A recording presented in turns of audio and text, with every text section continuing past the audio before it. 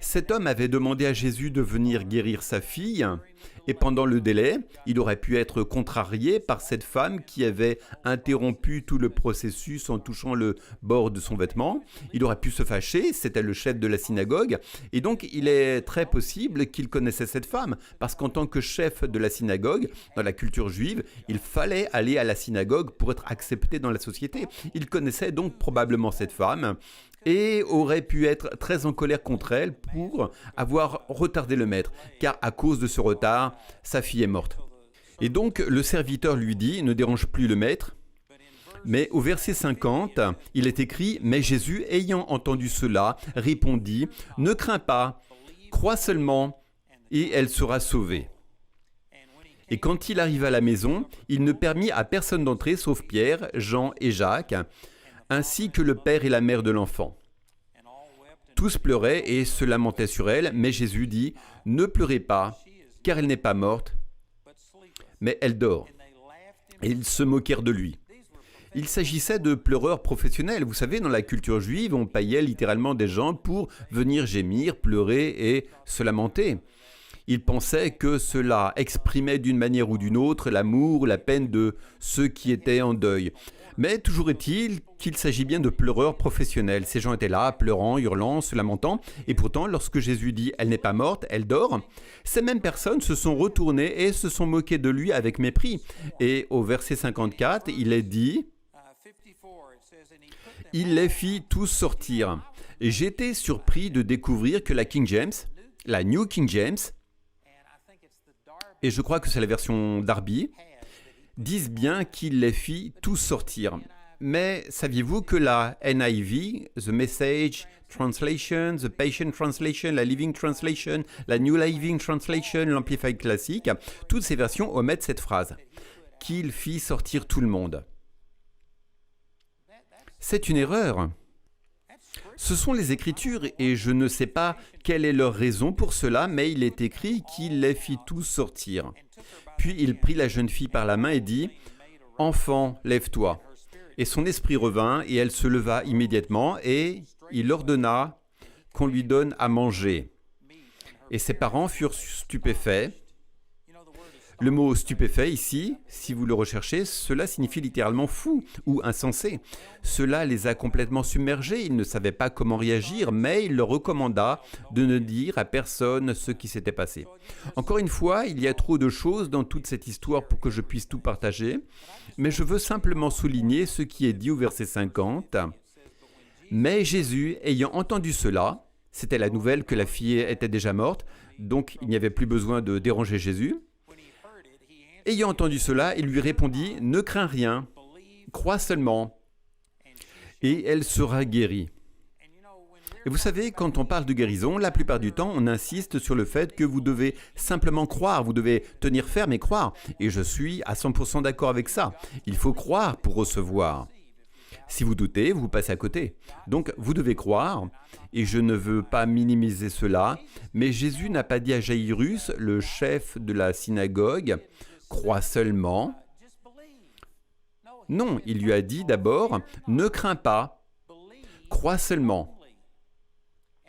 Et c'est là que je pense que beaucoup de gens passent à côté. Comme je l'ai dit au début, saviez-vous que la foi que vous avez utilisée pour le salut, ce n'était pas votre propre foi ? Il est écrit en 1 Pierre chapitre 1, verset 23, « Vous avez été régénérés non par une semence corruptible, mais par une semence incorruptible, par la parole vivante et permanente de Dieu. » C'est un verset formidable, mais ce n'est pas celui auquel je pensais. Mais c'est un très bon verset. Il est dit que cette foi ne vient pas de vous-même, c'est un don de Dieu, non par les œuvres, afin que personne ne se glorifie. Ça, c'est Éphésiens chapitre 2, verset 8. Car c'est par la grâce que vous êtes sauvés, par le moyen de la foi, et cela ne vient pas de vous, c'est le don de Dieu. Il est question ici de la foi, elle ne vient pas de vous, réfléchissez à cela. Quand vous êtes né de nouveau, vous n'avez pas simplement utilisé une foi humaine. C'est important de comprendre cela, c'est l'une des toutes premières révélations que Dieu m'a données, et c'est quelque chose que je mets en pratique depuis des décennies. Mais beaucoup de gens pensent, je sais que la foi fonctionne, mais ma foi est inférieure, ma foi n'est pas assez bonne. Et on regarde d'autres personnes et on se dit, Ashley et Carly ont une grande foi, mais ma foi est petite. Mais saviez-vous que lorsque vous êtes né de nouveau, il est dit que vous êtes né de nouveau non pas par votre propre foi, mais que c'était un don de Dieu. Vous avez littéralement reçu une foi surnaturelle de Dieu. C'est ce que dit Éphésiens 2:8, que vous êtes sauvés par la grâce, par le moyen de la foi, et que cette foi ne vient pas de vous. C'était un don de Dieu. Dieu vous a donné sa foi.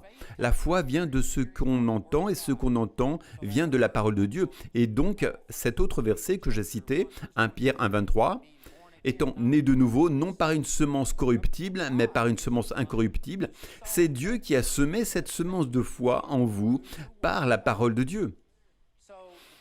Le point que je veux faire valoir est que la foi que vous avez utilisée pour le salut n'était pas une foi humaine, ce n'était pas votre foi, c'est la foi de Dieu. Dieu a dû vous donner sa foi pour que vous puissiez naître de nouveau. Vous savez ce qu'il est écrit en Romains chapitre 4 verset 17, que Dieu appelle les choses qui ne sont pas comme si elles étaient.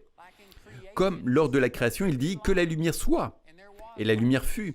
Genèse chapitre 1. Et ce n'est que 4 jours plus tard qu'il a créé le soleil, la lune et les étoiles.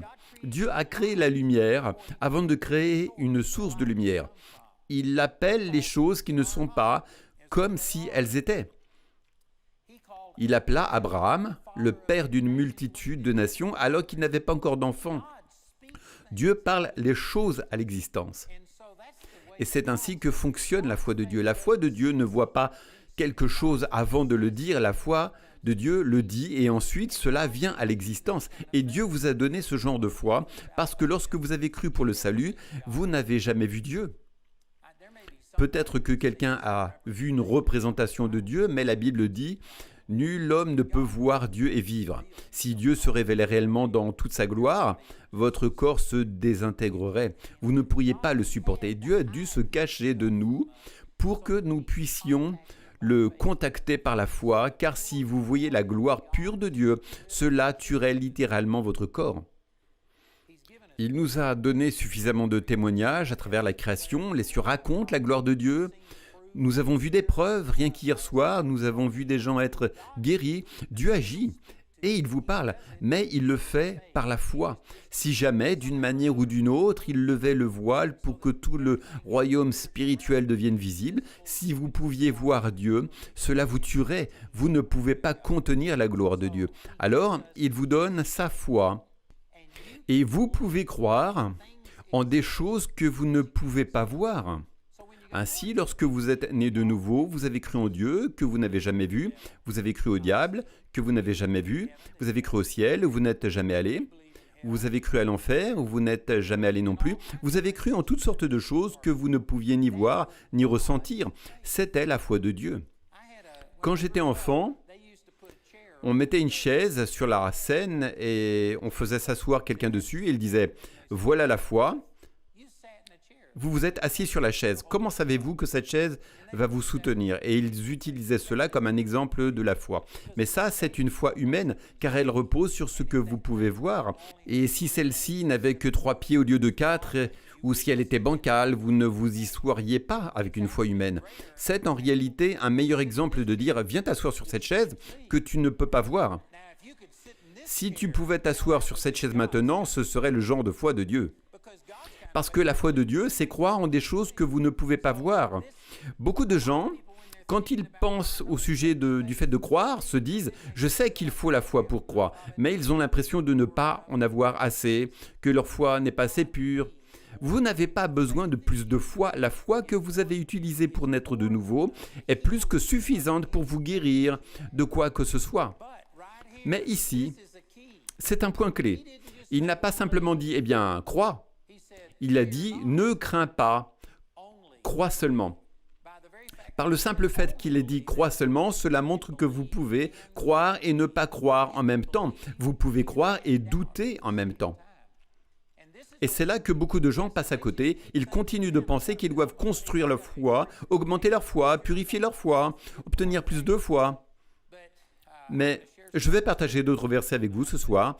Jésus a dit qu'une foi de la taille d'un grain de moutarde suffit pour accomplir tout ce dont vous avez besoin. Vous n'avez pas besoin de plus de foi. Ce dont vous avez besoin, c'est de moins d'incrédulité. Vous devez ne pas craindre et ensuite croire seulement. Et très peu d'entre nous réalisent toute l'incrédulité et toutes les choses négatives auxquelles nous nous exposons constamment. Et pour que nous voyions vraiment la puissance de Dieu se manifester, nous devons en arriver au point où nous ne craignons pas et croyons seulement. C'est ce qu'il a dit à Jairus. Et il est écrit que lorsqu'il arriva dans la maison, il ne permit à personne d'entrer. Encore une fois, c'est un autre point formidable qui illustre exactement ce dont j'en parle. Il a refusé de laisser entrer d'autres personnes. Il a seulement permis à Pierre, Jacques et Jean, 3 de ses disciples, d'entrer. Et il a fait entrer le père et la mère. Puis, lorsqu'il est entré et a vu toutes ces personnes en train de pleurer, de se lamenter, il a dit au verset 52, « Ne pleurez pas, elle n'est pas morte, mais elle dort. » Saviez-vous que le mot « ne pleurez pas » c'est un mot grec. C'est le mot « mais », M-E, prononcé « mais », et cela signifie simplement « non ». Mais le deuxième « pas » dans ce verset est le mot « ou » qui se prononce « O-U » et qui signifie un non absolu, une négation sans condition. Donc il y a ici deux mots différents. Autrement dit, « ne pleurez pas » veut simplement dire « arrêtez de pleurer ». Mais ensuite il dit « elle n'est pas morte ». Cela signifie qu'elle n'est absolument pas morte. Donc une autre façon de voir cela, c'est qu'il disait que la mort n'était pas finale. Il est écrit en Apocalypse chapitre 1 que lorsque Jean vit Jésus, il dit « J'ai les clés de la mort et du séjour des morts ». La mort n'est pas finale pour Dieu. Elle est finale pour les hommes, mais pas pour Dieu. Et donc Jésus dit « Ne pleurez pas, elle n'est pas morte ». Ce n'est pas un fait absolu, elle dort simplement. Jésus a utilisé exactement la même terminologie dans le chapitre 11 de Jean. Je pense que c'est à partir du verset 11, il disait à ses disciples, « Notre ami Lazare dort ». Et il avait été malade, et donc les disciples pensaient, « Bien, s'il dort, c'est une bonne chose. Il va se reposer et cela l'aidera à guérir. » Mais ils ont mal compris ce qu'il voulait dire, alors finalement il leur a dit, « Notre ami Lazare est mort ». Il était mort lorsque Jésus avait dit qu'il dormait. Mais voyez-vous, du point de vue de Dieu, lui qui a les clés de la mort et du séjour des morts, la mort n'est pas différente du sommeil. Dieu peut réveiller quelqu'un de la mort aussi facilement qu'il peut réveiller quelqu'un de son sommeil. Ce n'est pas un problème, mais c'est un problème pour les gens. C'est la raison pour laquelle Jésus ne voulait pas dire que Lazare était mort, car il savait que cela provoquerait de l'incrédulité chez les disciples. Et voici encore un autre point important. J'essaie de condenser beaucoup de choses ce soir, mais saviez-vous que l'incrédulité des gens autour de vous affecte ce que vous pouvez faire ? C'est la raison pour laquelle Jésus n'a permis qu'à très peu de gens d'entrer. Et lorsque ces gens se sont moqués de lui et l'ont tourné en dérision, il est dit qu'ils se sont moqués de lui avec mépris, sachant qu'elle était morte. Ils savaient qu'elle était morte. Et pour eux, la mort était finale. Et quand il a dit qu'il allait la réveiller, comme si elle dormait, ils se sont moqués de lui. Vous savez, quand cela s'est produit, il les fit tous sortir. C'est cette partie du verset que toutes ces autres traductions ont choisi de ne pas inclure. Je vous le dis, c'est un manque de respect envers la vérité. Il a fait sortir tous ceux qui se moquaient parce que, comme dans le chapitre 6 du livre de Marc, Jésus était dans sa ville natale et il est dit en Marc chapitre 6 verset 5 qu'il ne pouvait faire là aucun miracle si ce n'est qu'il imposa les mains à quelques malades et les guérit. Et le verset suivant dit qu'il s'étonna de leur incrédulité. Jésus voulait faire des miracles, il voulait guérir chaque personne.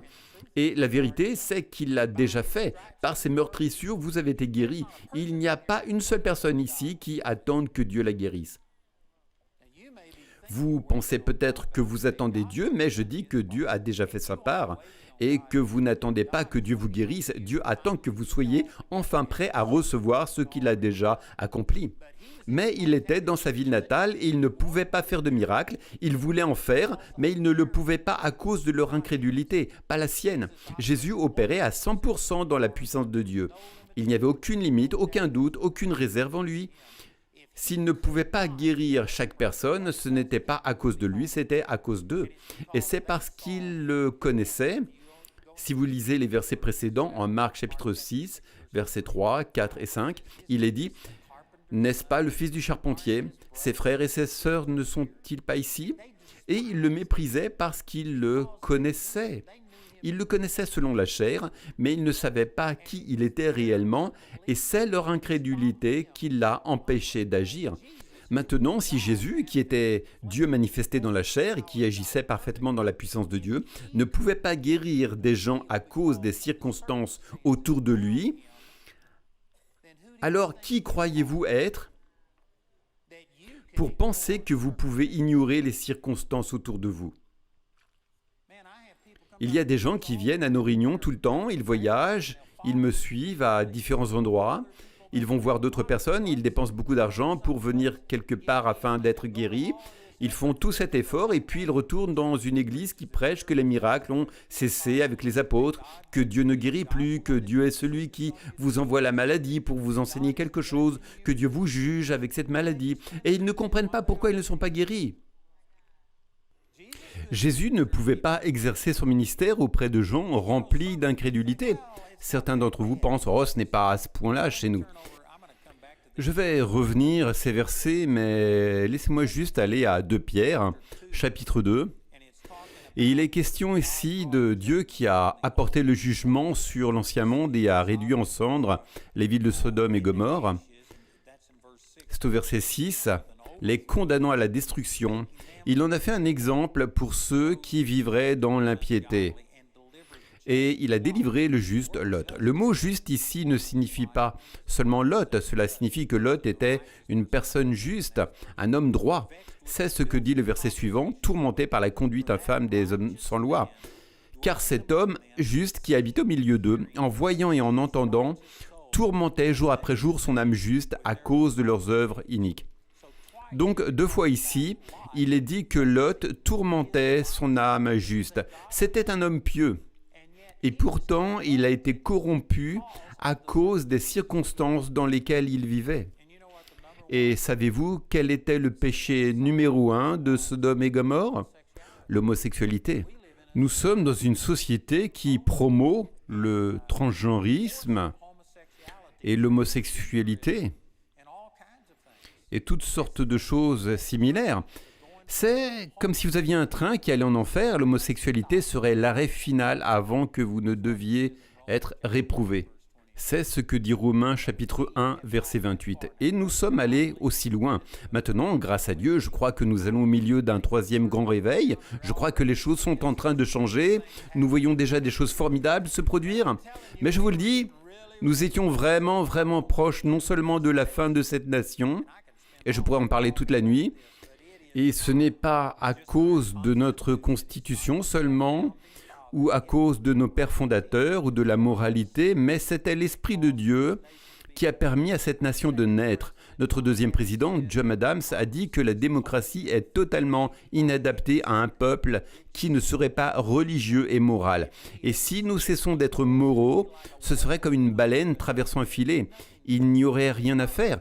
Il n'y a pas assez de lois que vous puissiez établir pour retenir le mal.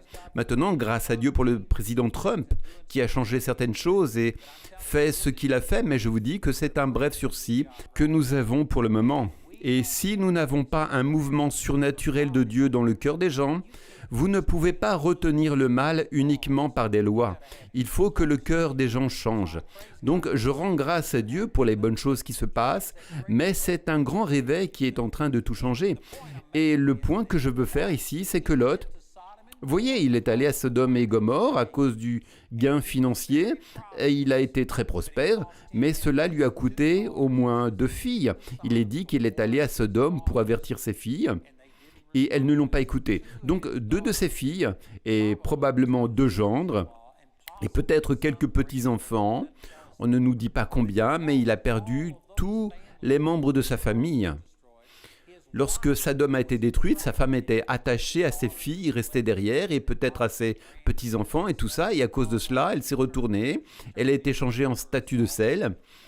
Et les deux filles qui sont sorties de Sodome avec eux avaient été totalement corrompues en vivant dans ce système charnel et pécheur qu'elles ont fini par avoir un inceste avec leur père, parce qu'elles pensaient que tous les hommes de la planète avaient été tués. Ils pensaient que ce n'était pas seulement Sodome et Gomorrhe, mais que le monde entier avait été détruit. Quoi qu'il en soit, il a tout perdu. Il a tout perdu. Et pourtant, c'était un homme juste, un homme droit. Et la raison pour laquelle cela s'est produit, c'est parce qu'il était tourmenté. Le mot tourmenté, vexed en anglais, est un mot qui décrit une activité démoniaque. C'est comme être ensorcelé. Satan le tourmentait à travers l'environnement impie dans lequel il vivait. Et je vous le dis, c'est étonnant de voir à quel point les chrétiens aujourd'hui ne peuvent même pas discerner que nous vivons dans une société corrompue. Maintenant, encore une fois, je ne suis pas quelqu'un de catastrophiste, je crois que nous sommes dans un grand réveil et je suis plein d'espoir, mais je dis que si vous preniez juste le pouls moyen d'un Américain aujourd'hui, nous sommes remplis d'incrédulité. Et quand il s'agit de guérison, je pourrais passer des heures à le démontrer, mais il y a des gens qui ont plus de foi dans les médecins, dans la médecine, dans les traitements homéopathiques, que dans la parole de Dieu. Et nous avons été contaminés par cela. On nous a appris qu'à certaines saisons, nous devions commencer à avoir des allergies, qu'à un certain âge, nous commencions à nous dégrader. Et les chrétiens ont tout simplement accepté ces choses. Nous avons été élevés dans un système plein d'incrédulité. Et si vous ne comprenez pas ou n'êtes pas d'accord avec ce que je dis, cela ne veut pas dire que ce n'est pas vrai. Cela signifie simplement que vous êtes tourmenté et que vous ne le savez même pas. Il est écrit en 1 Corinthiens 15, 33, « Ne vous y trompez pas, les mauvaises compagnies corrompent les bonnes mœurs. » Et je vous dis que nous vivons dans une société où tant d'incrédulité est exprimée. J'ai entendu T.L. Osborne un jour parler dans une émission, et il est maintenant auprès du Seigneur, mais il organisait des réunions avec des centaines de milliers, voire des millions de personnes, et il voyait de grands miracles. Il disait sur cette émission qu'il n'a jamais pu finir un seul message à l'étranger parce que dès qu'il commençait à prêcher l'évangile et à dire que c'était la volonté de Dieu de guérir, les gens se levaient simplement et étaient guéris. Des aveugles recouvraient la vue, des sourds entendaient, des boiteux couraient. Il disait qu'il ne terminait jamais un message à l'étranger. Et puis Pat Robertson lui a demandé « Et en Amérique ?» Il a répondu « Je ne suis jamais interrompu en Amérique. » Nous avons été éduqués, sophistiqués. Il disait qu'il est très difficile de faire guérir les gens en Amérique. Et c'est aussi mon expérience. Je suis sûr qu'Ashley et Carly, ou Josh, qui travaillent avec Daniel Kolanda à l'étranger, diraient la même chose. À l'étranger, on voit beaucoup plus de miracles qu'aux États-Unis. Et ce n'est pas parce que Dieu aime les gens d'un autre pays plus que ceux des États-Unis. C'est parce que nous avons été baptisés dans l'incrédulité. Nous sommes ici à essayer de bâtir notre foi, mais nous ne faisons rien contre l'incrédulité que cette culture nous transmet. Et donc, comme nous ne faisons rien à ce sujet, nous payons des centaines et des centaines de dollars pour faire entrer l'incrédulité dans nos maisons. Et vous vous asseyez devant l'écran de manière idiote, écoutez l'incrédulité, les choses négatives qui sont dites, et cela nous pollue. Et ensuite, nous nous demandons pourquoi est-ce si difficile de croire ? C'est parce que nous opérons dans la peur, qu'on nous nourrit de peur, qu'on nous nourrit d'incrédulité constamment et que nous essayons de croire. Mais il faut croire seulement. Vous devez séparer cette incrédulité, il faut s'en débarrasser. Que fit Jésus quand ces gens se moquèrent de lui ? Il les a mis dehors. Savez-vous qu'Élie, quand il ressuscita le fils de la veuve, en 1 Roi chapitre 17, il prit cet enfant à sa mère. Son fils venait juste de mourir. Je vous garantis que ce ne serait pas son inclination naturelle de simplement laisser quelqu'un prendre son fils mort. Mais il a pris cet enfant loin d'elle et l'a amené ailleurs et a cherché à être seul pour le ressusciter. Quand Élisée ressuscita le fils de la Sunamite, il l'a amené et l'a mis dans son petit appartement qu'il avait et a cherché à être seul. Quand Pierre ressuscita Dorcas d'entre les morts, il a mis tout le monde dehors et a cherché à être seul. Là encore, Jésus a mis tout le monde dehors, sauf 5 personnes. Et il a cherché à se séparer de l'incrédulité des autres. Ce que je veux dire ici, c'est qu'il ne faut pas une grande foi, mais il faut se débarrasser de l'incrédulité. Et très peu d'entre nous font cela. Nous nous remplissons d'incrédulité et ensuite nous disons « Pourquoi est-ce si difficile de croire ?» Regardez ces versets en Matthieu chapitre 17. C'est un exemple où Jésus et ses disciples étaient sur la montagne de la Transfiguration. Et quand ils sont redescendus, il y avait un homme qui avait un fils, que la version King James s'appelle lunatique. Et la plupart des gens pensent qu'il s'agissait de quelque chose comme des crises d'épilepsie. Cela lui causait des convulsions. Carly parlait de cela, qu'elle avait des crises, et elle a été miraculeusement guérie. Donc, c'était quelque chose comme ça. Et quand il est descendu, un homme est venu en courant vers lui et a dit « Maître, j'ai amené mon fils à tes disciples pour qu'ils le guérissent. » Et ils n'ont pas pu le guérir.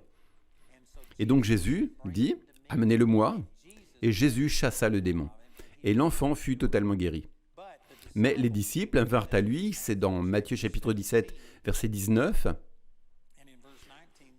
et ils lui dirent à l'écart, « Pourquoi n'avons-nous pas pu le chasser ?» Et Jésus leur a dit, « C'est à cause de votre incrédulité. » Et je ne veux accabler personne, mais encore une fois, cela me sidère que des gens censés traduire la Bible ne soient parfois tout simplement pas honnêtes. Et la version NIV change complètement cela et dit que ce n'est pas à cause de votre incrédulité, mais à cause de votre petite foi. Et si vous interprétez cela de cette manière, alors le reste de ce verset ne veut plus rien dire, parce qu'il poursuit en disant que si vous avez la foi comme un grain de moutarde, vous direz à cette montagne, « Transporte-toi d'ici », et elle se transportera et rien ne vous sera impossible. Donc il est en train de dire que vous n'avez pas besoin d'une grande foi. Si votre foi est aussi minuscule qu'un grain de moutarde, vous pouvez déplacer une montagne. Donc si vous dites que c'est le peu de foi qui pose problème, alors le reste de ce verset n'a aucun sens. Ce n'est pas le peu de foi qui pose problème, c'était leur incrédulité qui posait problème. Et puis au verset 21, la NIV enlève carrément ce verset de la Bible. Il n'y a même pas de verset 21. Si vous avez une NIV, vous feriez mieux d'avoir une vraie Bible. J'utilise la NIV, je ne dis pas que vous êtes du diable si vous l'utilisez, je ne suis pas une personne qui ne jure que par la King James, mais je dis que vous devriez avoir une Bible qui contient tous les versets. Et je peux vous montrer 6 endroits où la NIV ne met même pas les versets. Ils pensent que cela ne correspond pas à leur théologie, donc ils ne les ont pas traduits.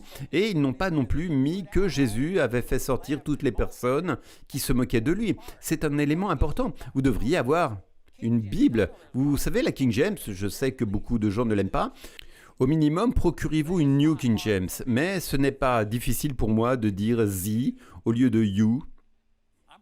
Je suis assez intelligent pour comprendre cela. Et je sais que certaines personnes ont du mal avec ça, mais bref. Ce que je veux dire, c'est que ce texte dit que la raison pour laquelle ils n'ont pas pu chasser le démon n'était pas parce que leur foi n'était pas assez grande, ce n'était pas parce que leur foi n'était pas assez pure, c'est à cause de leur incrédulité.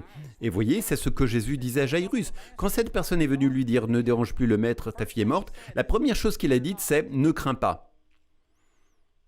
Et savez-vous que lorsqu'il est dit qu'il fit sortir tous ceux qui s'étaient moqués de lui, le mot grec pour « fit sortir » signifie expulser. Il a expulsé toutes ces personnes. Vous savez ce que nous devons faire? Nous devons expulser notre incrédulité. Et certaines personnes ne comprennent pas ce qu'est l'incrédulité. Mais si vous avez été enseigné que si vous voyez une personne tomber et qu'elle n'a plus de pouls, cela signifie qu'elle est morte, qu'il n'y a plus rien à faire, que c'est fini. Jésus n'a pas dit cela. Jésus a dit qu'elle dormait. Qui avait raison? Cette fille était-elle vraiment morte ou dormait-elle simplement? Elle était les deux. Dans le naturel, elle était morte, mais la mort, pour Dieu, ce n'est pas final, comme ça l'est pour nous. Et le fait qu'on nous ait enseigné que lorsqu'une personne meurt, c'est fini, qu'il ne faut plus déranger le maître, vous savez ce que c'est? C'est de l'incrédulité. Chacun d'entre nous a été enseigné qu'il y a des limites. Des gens sont déjà venus me voir et m'ont dit « Eh bien, j'ai vu des gens guéris de ceci, guéris de cela. » Mais y a-t-il un verset? Avez-vous déjà vu quelqu'un guéri du sida? Savez-vous que ce genre de réflexion, c'est de l'incrédulité? La Bible dit qu'il guérit toutes nos maladies, toutes nos infirmités. Vous n'avez pas besoin des versets qui mentionnent spécifiquement le sida ou le Covid ou quelque chose d'autre qu'on affronte aujourd'hui. Vous avez des versets qui disent qu'il guérit tout. Et si pour vous certaines choses sont plus difficiles à guérir que d'autres, alors vous avez de l'incrédulité. Et c'est votre incrédulité qui vous bloque. On nous a enseigné que certaines choses sont tout simplement plus difficiles que d'autres. Un rhume, ce n'est pas grand-chose, mais le cancer, c'est grave. Savez-vous qu'ils peuvent faire plus pour soigner le cancer que pour soigner un rhume? Quelqu'un va peut-être dire « Oh, ce n'est pas vrai ». Tout ce qu'ils peuvent faire si vous prenez des médicaments contre le rhume, c'est de dessécher vos sinus. Mais en réalité, j'ai lu certains textes qui disent que si vous prenez des médicaments contre le rhume et que vous le traitez avec des médicaments, cela prolonge en fait la présence du virus dans votre corps. En fait, vous guérirez plus vite sans rien prendre contre un rhume. Savez-vous que pour le cancer, ils peuvent faire davantage? Ils peuvent irradier une zone, ils peuvent vous donner des substances chimiques, ils peuvent vous enlever une partie du corps pour stopper cela. Il y a en fait plus que la médecine peut faire pour le cancer que pour un rhume. Mais voyez-vous, un rhume ne suscite pas le même degré de peur, n'est-ce pas? C'est ça le problème. Vous n'avez pas peur d'un rhume. Et c'est pour cela qu'il ne vous affecte pas comme un diagnostic de cancer. La peur est le problème. Le fait que nous soyons tellement baignés dans cette incrédulité, avec ses limitations, en pensant que ceci est difficile, nous donnons à Dieu l'occasion de guérir un mal de tête. Si c'est un cancer, vous vous dites tout de suite, vous avez vu des gens mourir du cancer, vous avez entendu toutes les statistiques et la peur monte. Et c'est là que réside le problème. Vous avez assez de foi pour être guéri de n'importe quoi, vous avez assez de foi pour ressusciter les morts si vous êtes né de nouveau. Ce n'est pas un problème de foi, c'est un problème d'incrédulité. Et cette incrédulité vient de la même manière, dans le sens inverse que la foi vient. La foi vient de ce qu'on entend, et ce qu'on entend vient de la parole de Dieu. L'incrédulité vient de ce qu'on entend, qui est contraire à la parole de Dieu et à Jésus. Et je vous le dis, c'est là que beaucoup d'entre nous échouent. Nous sommes baptisés dans l'incrédulité. Nous avons embrassé cette culture. Nous entendons de l'incrédulité tout le temps. Je m'adresse ici à un groupe de chrétiens. Vous êtes venus de partout dans le monde pour cette réunion, donc vous êtes l'élite et vous allez écouter ce que j'ai à dire. Mais si j'étais dans un contexte séculier aujourd'hui, avec autant de personnes ici, et si je disais que Dieu guérit tout, que par ces meurtrissures nous sommes guéris, je peux vous garantir qu'en raison de la culture actuelle, je serais très critiqué pour avoir dit cela. Les gens ne croiraient pas en cela.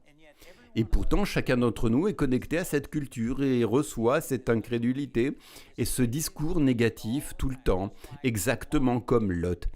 Et cela nous oppresse et cela nous fait nous identifier à l'incrédulité. Pour la plupart d'entre nous, la parole du médecin a plus d'autorité que celle de Dieu. Vous pouvez citer 10 versets sur la guérison, mais dès que le médecin dit cancer stade 4, vous vous êtes effondré parce qu'on vous a appris que le cancer est terrible. Cancer stade 5, vous allez mourir. Cancer du pancréas, vous ne pouvez pas vous en sortir. C'est dans tout votre corps, quand c'est dans les ganglions lymphatiques, et on nous a appris ce genre de choses. J'ai eu des centaines et des centaines de personnes formées en médecine qui sont venues me voir. Et je crois que les personnes formées en médecine sont parmi les plus difficiles à guérir parce qu'on leur a inculqué ça profondément. Ce sont les résultats. Ils ne vous disent pas que ce sont les résultats à moins qu'ils croient en Dieu. Et bien sûr, Dieu pourrait changer ça. Non, ils ne disent pas ça. Et on nous a tous enseigné ces choses. L'incrédulité est notre problème. Donc c'est ce que Jésus disait. Ses disciples ont dit « Pourquoi n'avons-nous pas pu le chasser ?» Il n'a pas dit « C'est parce que votre foi n'est pas assez forte ». Il n'a pas dit « C'est parce que vous n'avez pas assez essayé ». Il a dit « C'est à cause de votre incrédulité ». Et si vous lisez cela au chapitre 9 de l'évangile de Marc, je ne vais pas prendre le temps de m'y rendre, mais c'est le même épisode raconté dans un autre évangile. Il est dit que quand ils ont amené le garçon à Jésus, il est tombé par terre, s'est roulé et a écumé. Si vous avez déjà vu quelqu'un faire une crise d'épilepsie, si c'est une crise importante, c'est effrayant. Est-ce ce genre de crise que tu avais, Carly? J'ai entendu Ashley en parler et il n'était pas sûr, quand il rentrait à la maison, si Carly serait encore en vie. Je vous le dis, quand vous voyez quelqu'un faire une crise comme cela, ça fait quelque chose, ça affecte. Quand j'étais au lycée, j'étais dans la chorale et nous chantions à notre remise de diplôme. Il y avait une centaine d'entre nous dans la chorale, 2500 personnes dans notre lycée. Et la fille, juste devant moi, alors qu'on chantait, a eu une grande crise et s'est tournée vers moi et est tombée dans mes bras. Et elle faisait de la mousse avec sa bouche, elle crachait du sang. Et je vous dis que ça m'a fichu une trouille bleue. Si vous avez déjà vu ça, c'est ce que ses disciples ont vu. Et quand ils ont dit « Pourquoi n'avons-nous pas pu le chasser ?», il n'a pas dit « C'est parce que vous ne croyez pas ». Il n'a pas dit « C'est parce que votre foi n'est pas assez forte ». Il a dit « C'est à cause de votre incrédulité ». Et vous savez quoi ? Je crois qu'ils avaient chassé des démons d'autres personnes, mais dans ce cas, ils ont parlé et ordonné que quelque chose se passe. Il a semblé que c'était le contraire qui se produisait. Et leurs sens, leurs 5 sens, ils étaient simplement limités, contrôlés par leurs 5 sens. Et c'est cela qui les a bloqués. Ils avaient la foi, leur foi avait déjà fonctionné dans d'autres circonstances, ils avaient chassé des démons, mais cette fois, il y a eu une manifestation et cela les a bouleversés à cause de ce qu'ils voyaient, de ce qu'ils entendaient, de ce qu'ils voyaient, quelque chose de contraire à ce pourquoi ils croyaient. Et leur incrédulité, c'est cette incrédulité-là qui a annulé leur foi. J'ai souvent utilisé cet exemple. Si vous avez un poids ici en haut et que vous attachez un cheval à ce poids qui est assez fort, il pourrait tirer ce poids, il pourrait le faire glisser. Mais si vous avez un cheval de force égale attaché dans la direction opposée, vous pourriez exercer une force énorme et pourtant l'effet net serait zéro. Parce qu'il se contrebalance, il s'annule. Vous avez assez de foi pour ressusciter les morts si vous êtes né de nouveau. Vous n'avez pas un problème de foi, vous avez un problème d'incrédulité. Nous essayons de déplacer ce poids et pourtant nous avons toute cette incrédulité de l'autre côté qui la contrebalance. Si vous vous débarrassiez de l'incrédulité, une toute petite foi comme une graine de moutarde suffit à faire bouger une montagne. Savez-vous que la toute première personne que j'ai vue ressusciter d'entre les morts, j'étais en train de parler à ce gars, il était paralysé, et c'est une longue histoire. Il avait la goutte et toutes sortes de choses, il était dans un fauteuil roulant, il pouvait à peine faire des mouvements. C'était le père d'un ami à moi, et j'avais été chez lui pendant 1 mois ou quelque chose comme ça. Je lui parlais, et ce gars, il ne pouvait pas voir. Sa vue était presque partie, j'ai prié avec lui et il a commencé à pouvoir voir des images et à décrire ce qu'il y avait sur le mur. Sa goutte a disparu, la douleur aussi, il a commencé à bouger. Il ne marchait pas encore, mais j'étais là-bas et petit à petit, je l'encourageais et il voyait des choses se passer. Et je me préparais à commencer un service un soir. C'était dans une ville de seulement 144 personnes. Et je me préparais à commencer le service et juste au moment où j'étais là, un gars est venu à la porte et m'a fait signe. Je suis allé vers lui, il m'a juste attrapé. J'avais une guitare sur moi, je m'apprêtais à commencer le service et il m'a attrapé, moi et la guitare. Il nous a mis dans la voiture et nous sommes allés directement là-bas et je savais qu'il se passait quelque chose avec son père. Et donc j'avais prié pour lui, mais je ne savais pas ce qui n'allait pas, je pensais juste qu'il avait peut-être une douleur. Alors j'y allais pour prier pour qu'il surmonte sa douleur. Et quand je suis arrivé là-bas, le shérif était là. Je suis entré et le shérif bricolait avec ce truc de défibrillateur. Je suis entré, ce gars était juste allongé dans ce fauteuil. Et sa femme a dit « Oh Dieu, ramène Everett, ramène-le d'entre les morts !» Et quand elle a dit ça, c'est la première fois que je réalisais qu'il était mort. Et j'ai dit « Everett, redresse-toi au nom de Jésus !» Et il s'est juste redressé. Et il est revenu à la vie. Ça a fichu la trouille au shérif. Et ils ont mis ce gars à l'hôpital et après 2 jours, le docteur a dit « Il n'y a rien qui cloche chez vous ». Il avait eu tous ses autres problèmes, il était totalement guéri de tout. Et ils lui ont fait commencer à marcher 2 miles par jour. Et le gars s'est mis en colère parce qu'il disait « Personne ne sait à quel point j'étais malade ». Mais quoi qu'il en soit, je pense que c'est ainsi que le Seigneur a fait les choses.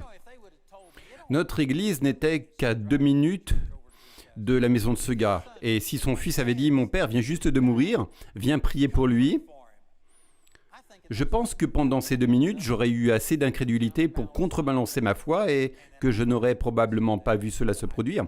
Mais je ne savais pas, je pensais juste qu'on allait prier pour une douleur. Et j'ai eu à peu près ce temps-là pour y penser. Et juste, la première chose qui est sortie de ma bouche, c'était « Everett, assieds-toi !» Et il s'est juste assis.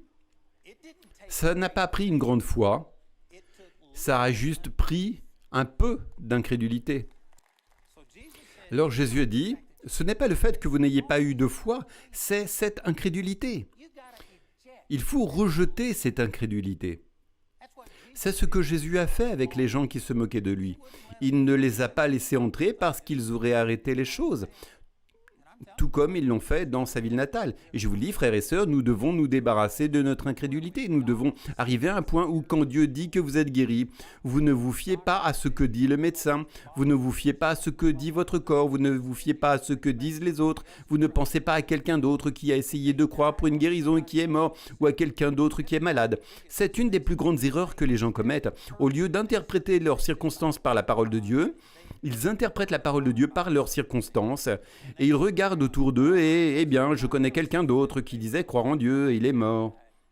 Et pour vous, cela devient de l'incrédulité et cela neutralisera votre foi et vous empêchera d'agir. Vous devez faire ce qu'il est dit en Romains chapitre 3 verset 4, que Dieu soit reconnu pour vrai et tout homme menteur, que Dieu soit vrai et que même votre propre corps soit un menteur. Carly a parlé hier soir du fait d'avoir simplement basculé l'interrupteur, d'avoir éteint l'épilepsie en elle. Vous savez ce qu'elle a fait? Elle en est venue à croire la parole de Dieu et elle a décidé de ne pas se fier à ses sentiments. Et c'est tellement formidable, saviez-vous que vous pouvez faire cela? Si le Seigneur a dit à cet homme ne crains pas, crois seulement, il aurait été injuste de dire cela si ce n'était pas possible. Vous pouvez le faire, vous pouvez éteindre l'incrédulité. L'une des raisons pour lesquelles Abraham a vu de si grands résultats, c'est expliqué en Romains chapitre 4. Et il est dit que lorsque Dieu lui a parlé et lui a dit « à cette même époque, l'année prochaine, tu auras un enfant », il avait 99 ans, sa femme en avait 90, et quand leur fils est né, il avait 100 ans et Sarah 91. Et il est dit en Romains 4, verset 18, « Voici comment il a pu le faire. Il ne considéra pas son propre corps comme déjà usé, ni l'état de mort du sein de Sarah. Il ne douta point par incrédulité au sujet de la promesse de Dieu, mais il fut fortifié dans la foi, donnant gloire à Dieu, ayant la pleine conviction que ce qu'il promet, il peut aussi l'accomplir. » Une des raisons pour lesquelles il était si fort dans la foi, c'est qu'Abraham n'avait pas autant de foi que vous en avez. Si vous êtes né de nouveau, ce que vous avez est plus grand que ce qu'Abraham avait. C'est ce qu'il est dit à plusieurs endroits. L'un d'eux est très clair. C'est 2 Corinthiens 3, versets 6 à 18. Et ce qu'ils avaient n'avait pas de gloire comparé à ce que nous avons. Matthieu chapitre 11, versets 11 ou 12 dit « Depuis les jours de Jean-Baptiste, il est dit que Jean-Baptiste était le plus grand de tous les prophètes de l'Ancien Testament. Néanmoins, le plus petit dans le royaume des cieux est plus grand que Jean-Baptiste. Si vous pensez être le saint le plus faible qui ait jamais vécu, si vous êtes le chrétien le plus faible et vous êtes plus grand qu'Abraham, plus grand que Moïse, plus grand qu'Élie, ces gens donneraient tout pour ce que vous avez. Votre foi est plus grande que la leur. Mais la différence, c'est que votre incrédulité est beaucoup, beaucoup plus grande que la leur. Parce qu'Abraham, quand on lui a dit qu'il aurait un enfant l'année suivante, il n'a pas tenu compte de son propre corps déjà usé, ni de l'état de mort du sein de Sarah. Si vous et moi croyons Dieu pour un enfant, en supposant que vous vouliez un enfant à 100 ans, ce que la plupart des gens diraient probablement non merci, mais si vous le vouliez et si vous y croyez, si Dieu vous disait à cette même époque, l'année prochaine tu auras un enfant, la plupart d'entre vous, nous serions allés sur Internet pour chercher quel est l'âge le plus avancé auquel une personne a donné naissance. Et ensuite, vous iriez chez le médecin pour vérifier, est-ce que je peux encore avoir un enfant? Et vous feriez toutes ces choses et vous accumuleriez d'énormes montagnes d'incrédulité qui diraient non, ce n'est pas possible. Non, ce n'est pas ainsi que cela fonctionne. Et ensuite, vous reviendriez vers le Seigneur. Mais Dieu, ils disent que ce n'est pas possible. Es-tu sûr? Il dira, oui, je suis sûr. Et ensuite, vous essayerez de croire en Dieu. Et vous diriez, pourquoi est-ce si difficile? Parce que vous avez tenu compte de toutes ces choses contraires. Abraham ne les a pas considérées. Considérer signifie étudier, réfléchir, délibérer, examiner, méditer. Il n'a pas réfléchi, il ne s'est pas concentré sur tous les aspects négatifs. Il a juste entendu une parole de Dieu et cela lui a suffi. Saviez-vous que chacun d'entre vous ici a probablement entendu « Par les meurtrissures de Jésus, vous avez été guéris » C'est plus que suffisant pour que vous soyez guéris, si vous n'avez pas toute cette incrédulité. Mais la vérité, c'est que nous avons adopté des choses qui sont contraires à ce que dit la parole de Dieu. Il est dit dans le verset, qui n'est pas dans la version NIV, au verset 21, « Mais cette sorte ne sort que par la prière et le jeûne. » Savez-vous que la plupart des gens croient que cette sorte parle de ce genre de démon ? Permettez-moi de vous dire qu'il n'existe aucun démon qui ne parte pas lorsque vous utilisez le nom de Jésus et que vous placez votre foi en ce nom. Et si jamais vous rencontrez un démon pour lequel le nom de Jésus ne suffit pas, vous ne le vaincrez pas avec le jeûne et la prière. Cela ne parle pas de cela. Aucun démon ne sort uniquement par le jeûne et la prière. Le sujet de la phrase était l'incrédulité. Pourquoi n'avons-nous pas pu le chasser ? C'est à cause de l'incrédulité et ce genre d'incrédulité ne sort que par le jeûne et la prière. Et je n'ai plus de temps, mais laissez-moi dire très rapidement ce que font le jeûne et la prière, si c'est un jeûne selon Dieu. C'est plus que simplement se passer de nourriture, mais plutôt, vous êtes tellement concentré sur Dieu que vous ne mangez même pas, vous ne faites rien d'autre. Il y a des gens qui jeûnent et qui ne mangent pas, il y a des incroyants qui ne mangent pas parce qu'ils pensent que c'est sain, et ça l'est dans une certaine mesure. Et donc, il y a des gens qui le font sans aucun contact spirituel. Le jeûne et la prière ne rendent pas Dieu plus enclin à vous écouter. Beaucoup de gens le pensent. Ils pensent « Dieu, j'ai prié, tu ne m'as pas répondu. Je ne sais pas quel est le problème, mais je sais que tu as un peu de pitié, d'amour pour moi. Alors je vais jeûner, et juste avant que je ne m'évanouisse, alors que je souffre et que la faim me ravage. Eh bien, alors tu vas être ému par la foi et la pitié. » Et nous pensons que le jeûne, d'une manière ou d'une autre, fait bouger Dieu. Le jeûne n'affecte même pas Dieu. Le jeûne vous affecte, vous. Et si vous faites un jeûne selon Dieu, vous êtes tellement concentré sur Dieu que vous ne mangez même pas. Vous consacrez chaque pensée, toute votre énergie à chercher Dieu. Ésaïe chapitre 58 parle d'un jeûne selon Dieu, et c'est l'un des points qu'il souligne. Ce n'est pas pour faire vos activités normales, c'est pour vous séparer complètement et chercher Dieu de tout votre cœur. Donc, quand vous jeûnez de la bonne manière, vous niez votre chair.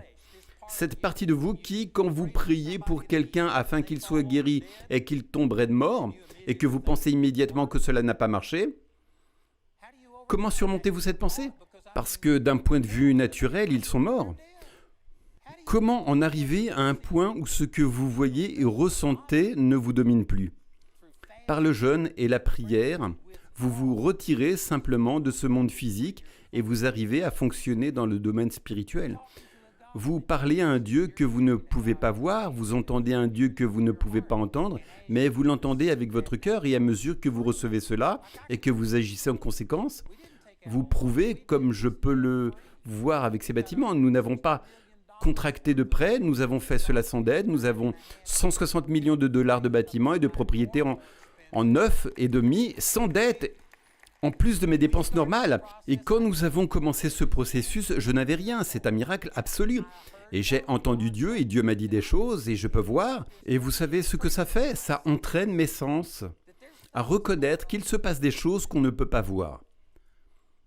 La plupart des gens pensent que si vous ne pouvez pas le voir, le goûter, l'entendre, le sentir ou le toucher, alors cela n'existe pas. Ils disent juste qu'ils croient en Dieu parce qu'ils ne croient pas que quelque chose existe vraiment, mais ils pensent, si je le dis assez longtemps, peut-être que cela deviendra réel. Non, je fais, c'est parler de ce qui est réel, ce n'est simplement pas une réalité physique, c'est dans le domaine spirituel. En moi, j'ai la même puissance qui a ressuscité Jésus-Christ d'entre les morts.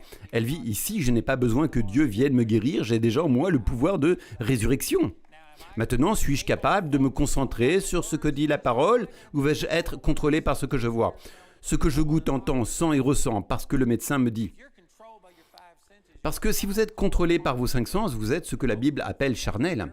Et la plupart des gens pensent que c'est une chose terrible. Eh bien, ce n'est pas bon, mais dans une certaine mesure, nous sommes tous charnels. Nous avons 5 sens et ils nous parlent constamment. Mais charnel signifie que vous êtes limité à ces 5 sens.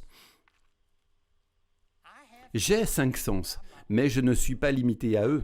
J'ai appris par la parole de Dieu à voir des choses que je ne peux pas voir avec mes yeux. Je les vois avec mon cœur et j'entends Dieu.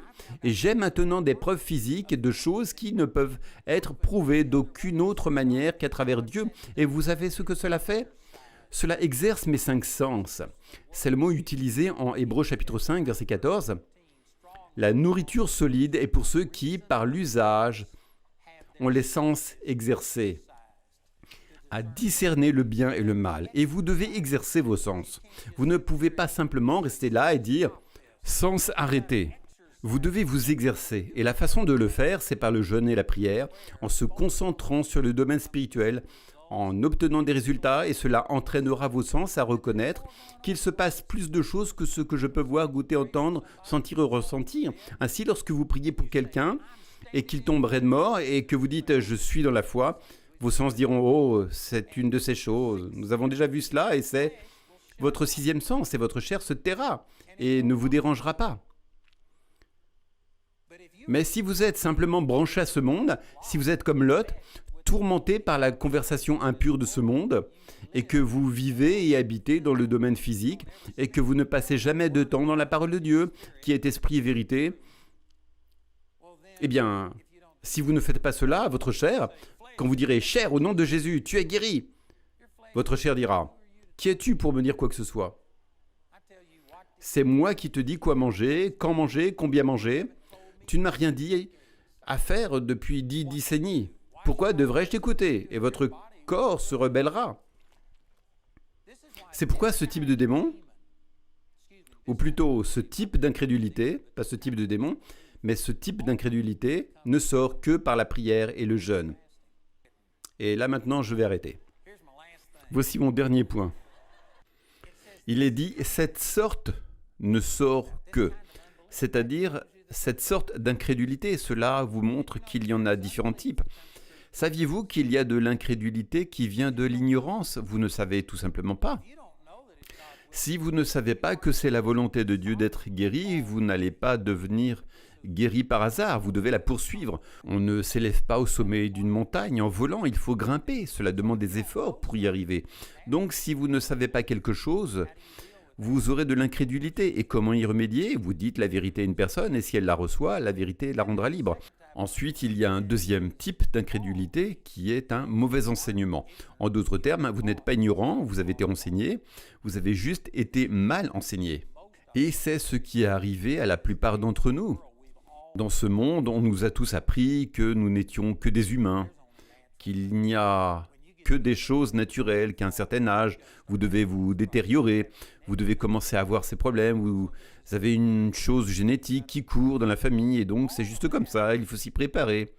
Tout cela est de l'incrédulité enseignée. C'est comme si vous aviez un tableau blanc. S'il n'y avait rien dessus, je pourrais juste y écrire la vérité et vous la recevriez et seriez libéré. Mais si vous avez déjà quelque chose d'écrit sur le tableau, je ne peux pas écrire la vérité dessus tant que je n'ai pas effacé quelque chose. Et donc, si vous avez été mal enseigné, ce qui est notre cas à tous, vous devez passer par le renouvellement de l'intelligence en vous plongeant dans la parole de Dieu et en changeant votre façon de penser et de voir les choses. Mais pour ces deux types d'incrédulité, la réponse est simple, dire la vérité à une personne et la vérité la rendra libre. Mais il y a un troisième type d'incrédulité qui, je crois, parle simplement de l'incrédulité naturelle. Si vous priez et dites « Père, je crois que tu enlèves ma douleur » et que vous dites « Amen » et que bam, la douleur est là, vous allez naturellement penser que rien ne s'est passé et vous devrez surmonter ce type d'incrédulité naturelle. Comment faites-vous cela ? Par le jeûne et la prière, où vous pourriez dire en étant tellement concentré sur Dieu que le monde spirituel, la réalité spirituelle, ce que dit la parole de Dieu, devient plus réel pour vous que ce que dit le médecin, que ce que dit le banquier, que ce que dit votre corps, que ce que vos yeux vous disent, que ce que vos sentiments vous disent. Vous en venez à ce que la parole de Dieu soit simplement vraie. Et cela demande des efforts. Mais si vous faites cela, vous n'avez pas besoin d'une grande foi, vous avez juste besoin de vous débarrasser de votre incrédulité. Et je vous le dis, frères et sœurs, je vous dis cela avec amour, mais le style de vie américain n'est pas propice à la foi. Et si vous êtes branché à ce monde, et si vous écoutez les mauvaises nouvelles chaque jour, je vous garantis que cela va affecter votre manière de voir les choses. Et si vous dites « Non, ça ne m'affecte pas », 1 Corinthiens 15,33 dit « Les mauvaises compagnies corrompent les bonnes mœurs ». Et si vous dites « Oh non, ça ne me corrompt pas », vous êtes trompé. Oui, ça te corrompt. Maintenant, Dieu ne veut pas que nous vivions dans un monastère, il ne veut pas que nous soyons totalement isolés. Donc, dans une certaine mesure, nous serons dans ce monde, mais tu peux puiser dans la puissance de Dieu. Et nous pourrions éliminer tellement d'incrédulité. Et j'ai vu des statistiques qui disent que l'Américain moyen passe 4 à 5 heures par jour sur un téléphone. Et je peux te garantir que tu ne passes pas tout ce temps à parler à quelqu'un. Tu lis des bêtises, tu joues à des jeux, tu fais toutes sortes de choses. Et au minimum, même si ce n'est pas quelque chose de démoniaque, tu perds du temps. Du temps que tu pourrais passer dans la parole de Dieu à renouveler ton intelligence. Et dans le pire des cas, tu reçois probablement une pleine dose d'incrédulité à travers toutes ces bêtises qu'on dit et cette haine qu'on répand. Je te le dis, si tu veux vraiment voir la puissance de Dieu agir dans ta vie, Jésus t'a déjà donné tout ce dont tu as besoin. Tu as plus qu'assez de foi, tu as plus qu'il n'en faut, mais tu as aussi plus d'incrédulité qu'il ne faut. Et ce que tu dois faire, c'est rejeter cette incrédulité. Tu dois l'expulser de la pièce, tu dois t'en débarrasser. Si Jésus a dû le faire, je ne sais pas pourquoi tu penserais que tu peux t'en passer ou faire mieux que Jésus. Amen. Que tout le monde se lève. Et je te demande juste ceci, c'est un processus, mais ça commence par des décisions.